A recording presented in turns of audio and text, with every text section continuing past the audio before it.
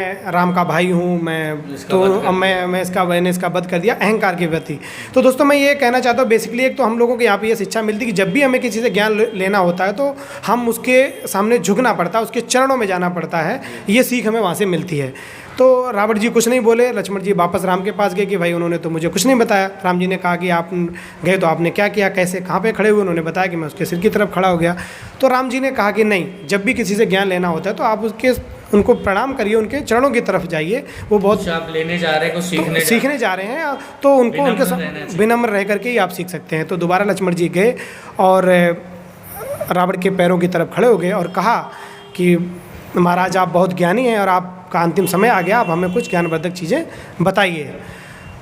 तो ये बातें भी आप सब लोग जानते होंगे कि रावण ने लास्ट टाइम पे उनको 3 बातें बताईं, पर एक बात और है उससे पहले, वो मैं आपको बताना चाहूँगा। रावण ने लक्ष्मण जी से एक सवाल और करा कि लक्ष्मण जी मैं आपको क्या बताऊँ, मेरा आपसे एक सवाल है।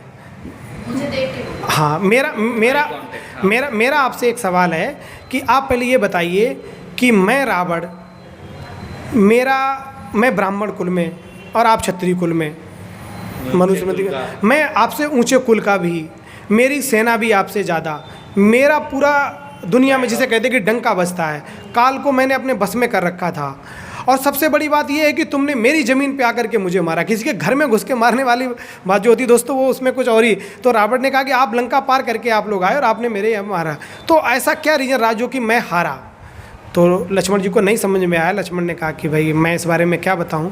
तो रावण का जो उत्तर था उसको सुन करके आप सब लोग अपने जीवन में भी ढालेंगे और बहुत ही इंटरेस्टिंग बात रही।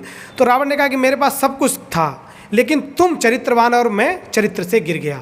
इसलिए दोस्तों कभी भी अपना चरित्र न गिरने दें। बस एक ही कमी थी रावण में कि उन्होंने माँ सीता का हरण किया और नारी चरित्र का उनके ऊपर जो आरोप लगा, उसकी वजह से रावण की हार हुई।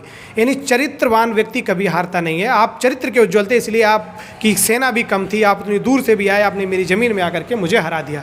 तो इसलिए हम सबका चरित्र मजबूत रहेगा तो हम कभी हारेंगे नहीं। अपने चरित्र को बचा करके अपने चरित्र को उज्ज्वल रखना चाहिए। ये हमें वहाँ पर रावण ने सीख दी। उसके बाद फिर उन्होंने 3 बातें और कहीं, वो भी मैं आपको बहुत ये शॉर्ट में बताना चाहूँगा।